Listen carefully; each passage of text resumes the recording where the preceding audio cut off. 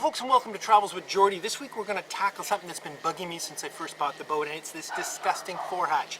This round all-wood Forehatch is basically a clone of the classic Chris Craft style Forehatch, which so many boats of this era had, which are cast bronze with a wood inlay. This thing is all just made up of segments of wood. And I mean, I'm not saying it's done badly, but it's sadly in need of some maintenance. It needs new plastic put in it, new sealing up, a lot of work. I've done a little bit what I can to the actual boat side of it over the past couple of years, and at least kept it from deteriorating further, because I imagined I was going to rebuild this. However, I don't think it's worth it, because I'm hunting down a genuine bronze Chris Craft Forehatch.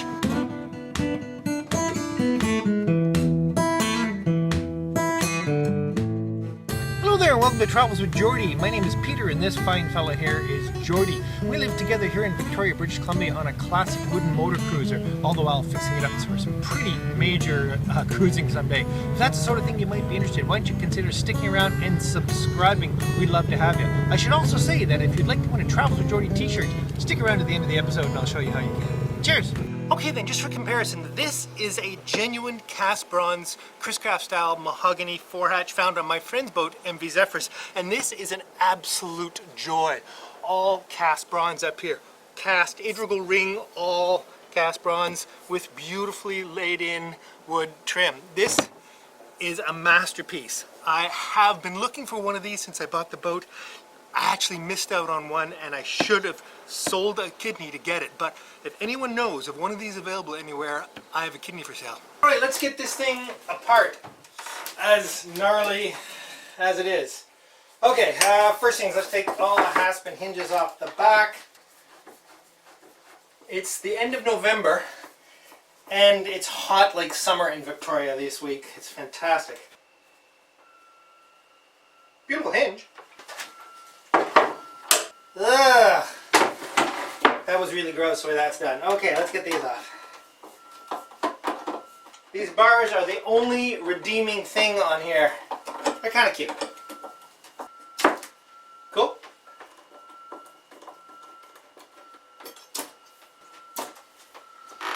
Whew, I gotta open some more windows.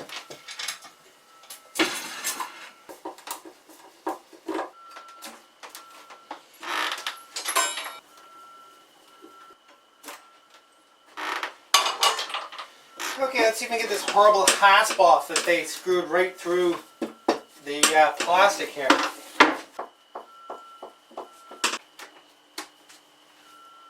Yuck.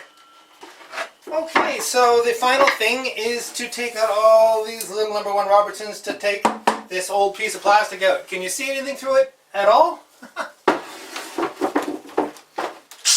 For those of you who were with us last week, you know I now have a handy dandy number 1 Robertson drive bit.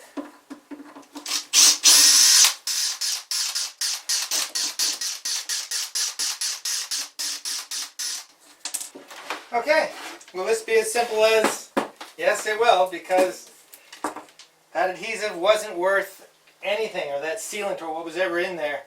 Okay, this has had it. So let me give you a little up close on this.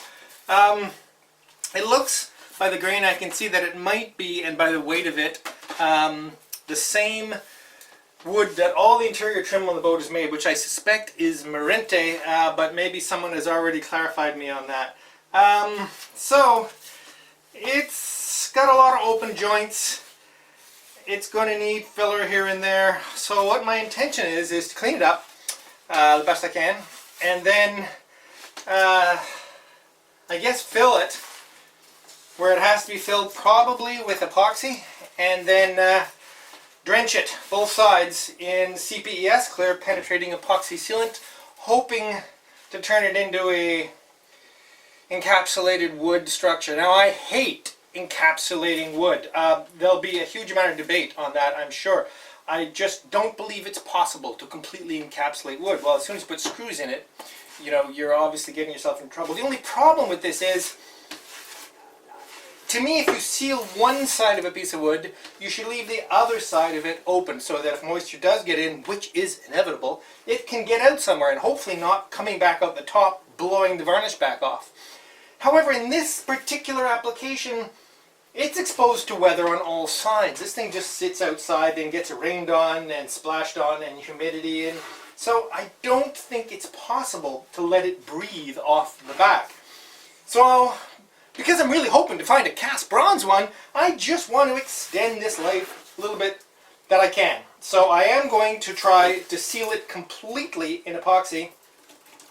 It'll be a test. Meantime, let's clean it up.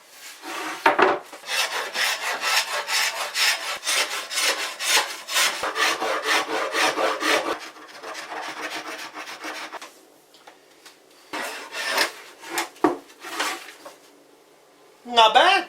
So it seems the plastic was bedded in what I'm going to guess is 5200 because it's tenacious as hell. However, a little bit of heat and a carbide scraper does do a reasonable job of getting it off. It didn't seem to bond at all to the plastic, either Lexan or polycarbonate. I don't know which kind of plastic it was. So that's something to note. Anyway, keep going at this.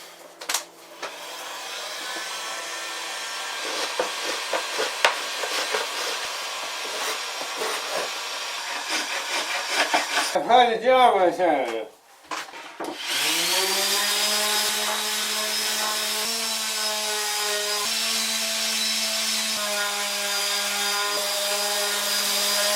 Alright, then as we're in a week of refinishing, the other things I really have to refinish are these darn thwarts. I say darn because I let the finish fail on them.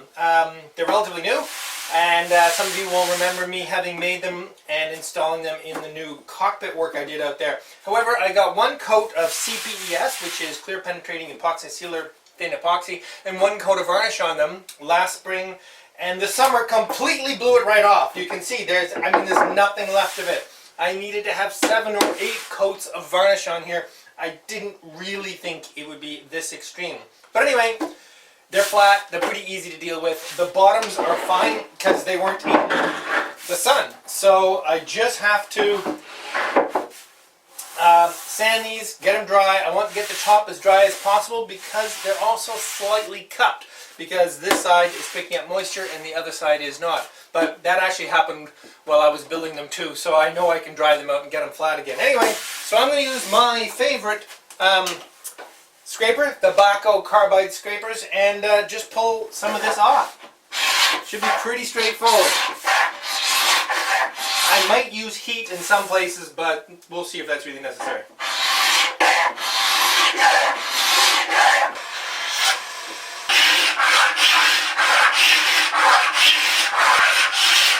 Gets incredibly hot.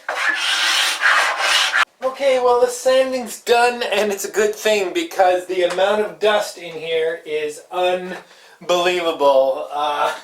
Also quite a mess, but I wanted to get all this sanding done and then tidy up because I think I might have mentioned my daughter arrives in now 2.5 days. So this has got to be super nice by the time she gets here.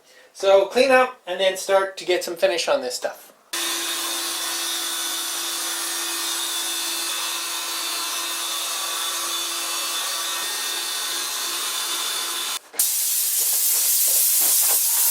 Okay folks, I've changed my mind on this. I had been thinking I would completely saturate this with clear penetrating epoxy sealant to try and, make it as good as new. Well, there's no way this will ever be anything approaching as good as new again. So I'm going to either have to make a new one or find one of those beautiful Chris Craft ones. So all I'm going to do is first oil it with tung oil, because I always do. And then give it lots and lots of coats of varnish, and it'll last long enough until I find a better solution. Alright, so I'm losing light, and I thought I'd just do this quick before I do, and gonna get some oil on this and on the thwarts, and call it a day.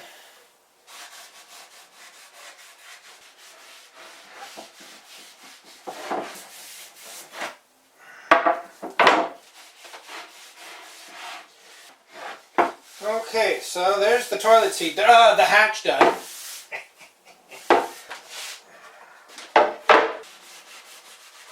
Now, some of you may remember that when I first made these, I initially put CPS on these as well. and it failed. Well, it wasn't the CPS's fault that it failed. I basically put one coat of CPS and one coat of varnish, and I left it all summer. But what I did find is I really didn't like the patina of the wood using CPES as the first coat. It had very irregular saturation. In some places it went in deep, made it very, very dark. Other places it didn't. That's not the CPES's problem. That's the nature of sapele mahogany, which, to be honest, is not an ideal outdoor wood. But it's what I can get. And I already know I love the way it looks with tung oil as a first coat and then subsequent coats of regular varnish, which is what I'm going to do. Here we go.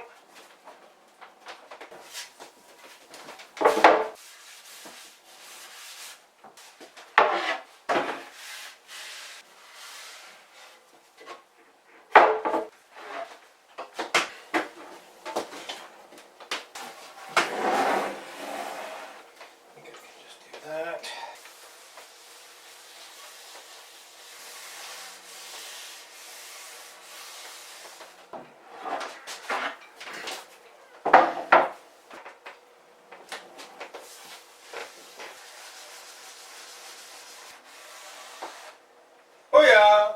Well, good morning, folks. It's tomorrow, and all the stuff that I tung oiled 2 coats last night. Somehow the toilet ring, which I'm calling it these days, soaked in very well and dried right up. But the thwarts, the oil is still just a little bit tacky, so I'm going to rub these down a little bit. And I'd like to do everything in the same sequence, but I'm going to carry on and get some varnish on the toilet ring. Let's get on with it. Okay, folks, nothing terribly exciting here. Going to get some varnish on here, and for those of you who haven't been following along, the varnish I use is Epiphan, I don't know how it's pronounced, that's how I pronounce it, and it needs to be thinned with what they call their brush thinner or brushing thinner, because it's very, very thick and it evaporates very quickly.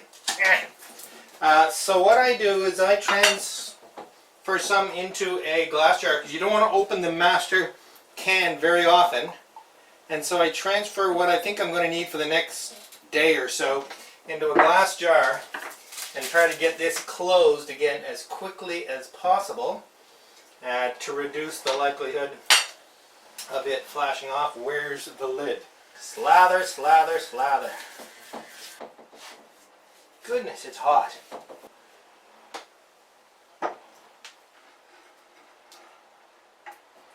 Come on, it does look like a toilet seat, right? Anyway. We're all set. Take off the gloves, turn off the camera. See you later.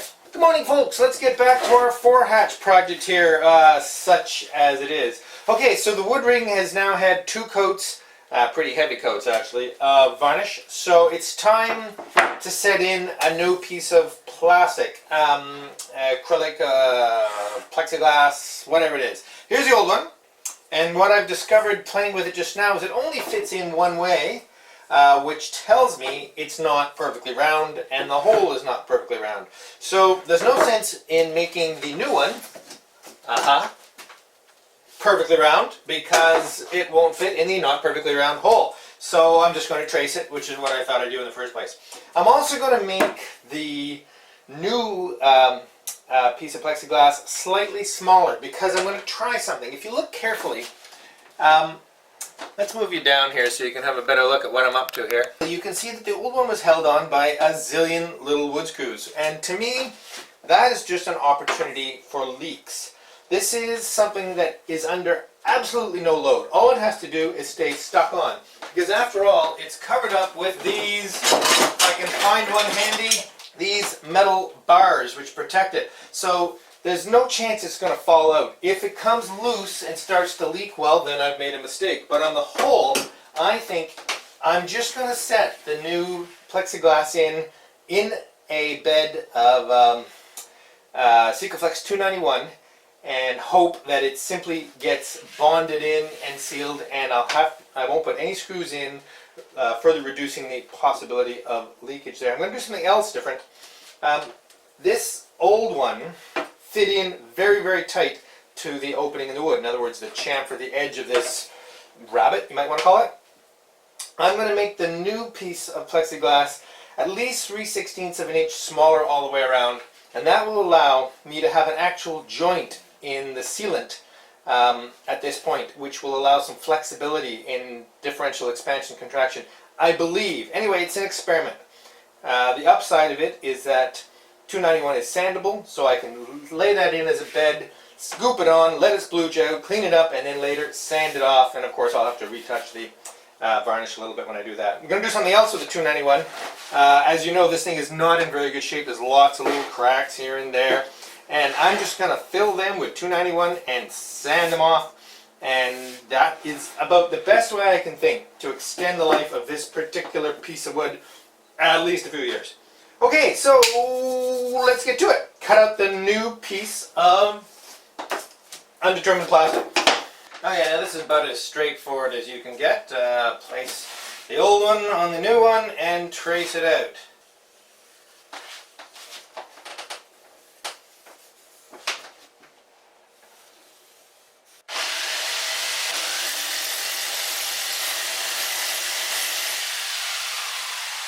And there we go. Okay, let's see if we can get this to fit. So it should pop in right there. Excellent. Okay, so I'll leave the plastic on the top. In other words, the protection plastic that comes with it from the factory. I'll take it off the bottom. I'll lay a bead of 291 as a bedding material in there. And I'll drop it in place, scooch it, get it good and bonded down. The risk, of course, is that it's going to splooge out a lot on the inside, which will be a little harder to clean, but I think I'll manage that. And then I make sure there's enough up in on top of this that I can sand it off after. Fill in the extra. Hey, you know what I'm going to do. All right. Let's peel the backing off this side.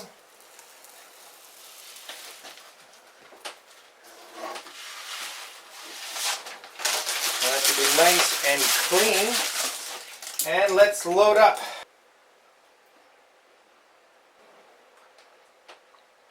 Now I'm going to bias it all to the outside with my finger, which is sort of a nasty, messy thing to have to do, but I want to make sure it's well set into this outside corner. As usual, when I work with any sort of sealant, I make a bloody mess.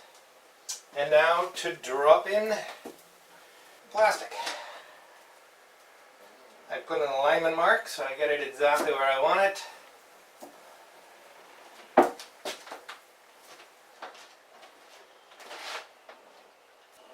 Alright, and now the really fun little job of pumping little bits of excess into all the little voids.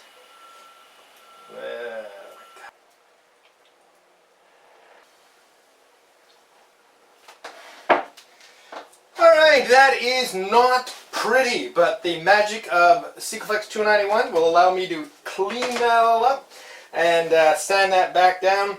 Of course, I'll lose some of the varnish that I've already put on, but that's much easier to reapply than dealing with all this. So I think this is going to work out just perfectly. Alright then, back to some fabulous varnishing. The thwarts are nice and dry now. The tung oil is all perfectly done. So let's start to put some nice shiny stuff on. Okay, nothing to it. Slap it on.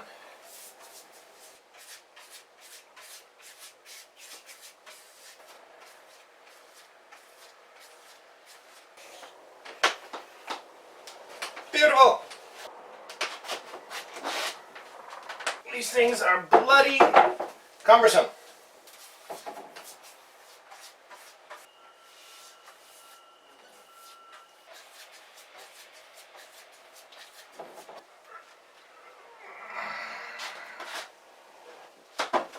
Alright folks, so it's time to tidy this up again. Of course it looks like a bloody mess right now, but I've just started to do some test sanding and it's going to be just fine. So basically everywhere where I put the sealant in the joints, that'll just remain in. Of course, I'm taking off the bulk of the varnish that's on the wood, but that's okay because it's all varnished in the joints, so it's relatively well sealed. So another coat over the top and that'll be good.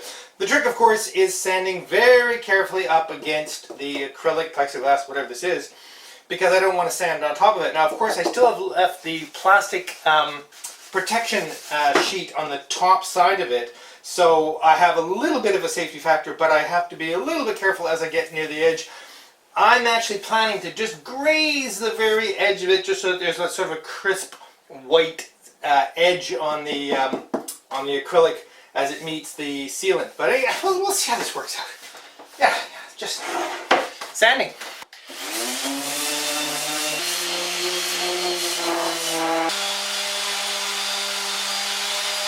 Okay, so the final little bit I'm going to do by hand because I'm getting so close to the acrylic.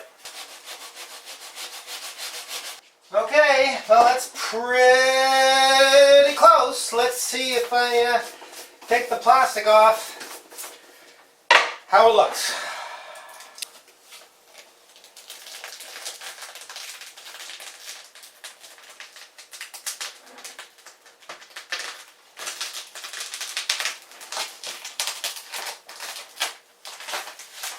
Bloody marvelous! And another round of tung oil. All right, that is just about perfect.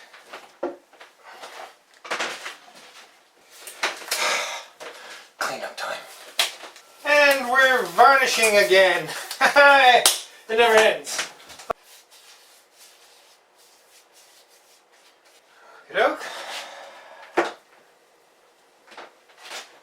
The B side, the A side, I suppose, really.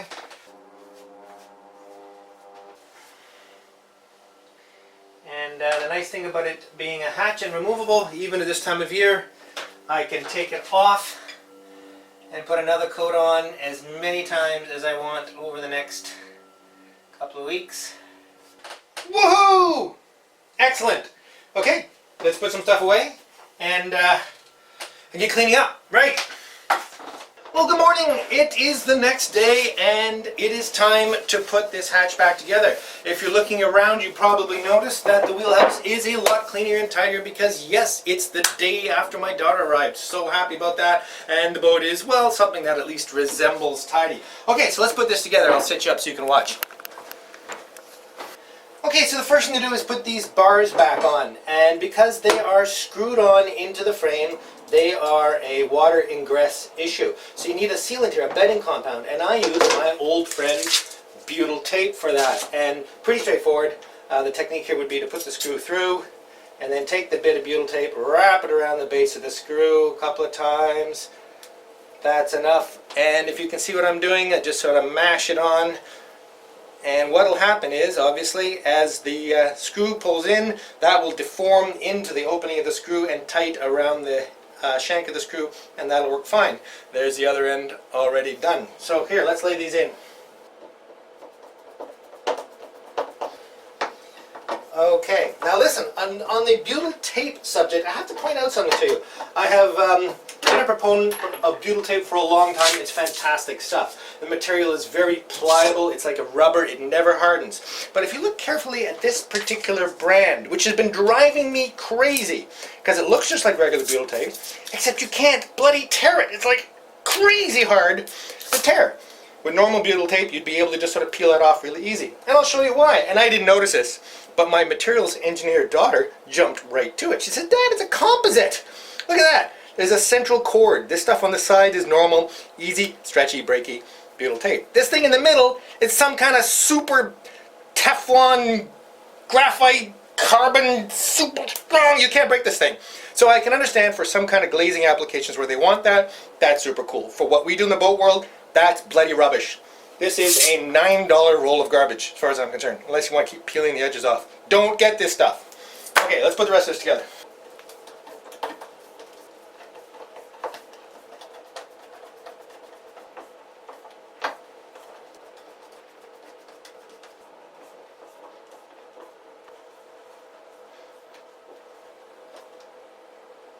And there we go. Doesn't that look nice? Actually, I have to admit, that's not bad at all. Okay, we just gotta put the hinges on the bottom, and we can put it back on the foredeck and stop the massive air leak that is pouring out of the boat right now.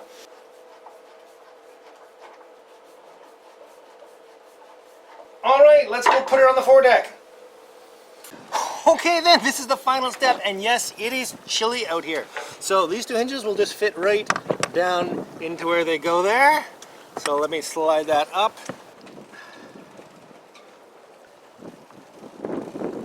Okay, absolutely fantastic. Very nice. Oh my gosh. Now the truth is, I'm gonna have to take this off several times over the next few weeks, anytime there's a nice day, and get another coat of varnish on it. But that's a small price to pay for having to be able to do this over the winter. All right then, well cheers, that's done. See you next week. Oh, and of course I was also able to get the thwarts back outside, and like the Forehatch, they will need many, many more coats of varnish before they can really survive the full winter out here, but on the whole, they're pretty much ready to go. Hey there, welcome to the Beer of the Week, and I'm so pleased to have my daughter Kaylin back with me. We did it gently, because a moment ago we did it way too hard and we both have sore heads. So what's really neat about this, Kaylin, what are we drinking? We are drinking Hazy Little Thing from the Sierra Nevada Brewery, which happens to be in North Carolina. And that is relevant because I happen to live in North Carolina now. I just started my PhD in Raleigh, North Carolina. And what are the odds? I saw this in the store. I was like, I recognize that. And it's because all the way in Victoria, BC, we have beer from North Carolina. North Carolina, which I think is freaking ominous. We're just wondering what on earth we're going to get. So Exactly. we have, yeah, and it's an IPA. Of course, it's a hazy IPA, so it works in so many ways. Hazy Little Thing from North Carolina. So, hey, let's fire these up, see what we think of them, shall we? Let's fire these up, see what we think of them. They're going to be okay, right? Don't they? Well, I hope so. No pressure. Okay, so what have we been doing? What have we been doing today? What have we been doing today? We went all over the island, all over the peninsula. Drove around, got a bunch of pictures, went up a mountain. Going up a mountain? Had a really cool meal at a really beautiful, look at that, you taught me well. Come on, You I'm taught kind of me overdoing it. See what I mean with that.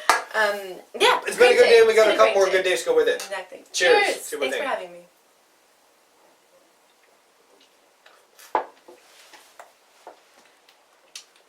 There are better beers in North Carolina. It's good though. I guess that has to go on the just another IPA shelf, does it? Yes, that's I mean, it's yummy. I like it. Yeah, they're actually at a brewery in North Carolina called Raleigh Brewing Company. They have an IPA called Not Another IPA, or just Really? Another IPA. Well, that's what we gotta get. That's where we gotta go. Basically, he needs to come visit. Exactly. Me Or and if you're in North Carolina, send us one. Actually, frankly, any of you can send me beer from anywhere, and we'll happily drink it here on the Beer of the Week, won't we? There you go. It's actually growing on me. Yeah, no, I think That's good. the aftertaste's good. There's one perk to this. You had to buy it by the case. So, we have a few. We have a few. Little bit of administration here. Someone very kindly, off the Amazon wish list, sent me a roll of sandpaper. But as sometimes happens, it was direct shipped from the manufacturer. As a result, there's no indication of who sent it. So if you sent me the sandpaper, please let me know, and I'd be very happy to thank you properly on the Beer of the Week. And does that about sum it up? I think that about sums it up. You're only here for a few days, but can we squeak you in for another Beer of the Week? Can we cheat one? I'm technically here for 2 weeks. Excellent. Two, if you count. Yeah, exactly. So sure, maybe you'll see me again next week. Next week. Cheers. Cheers. Okay. Yeah, no,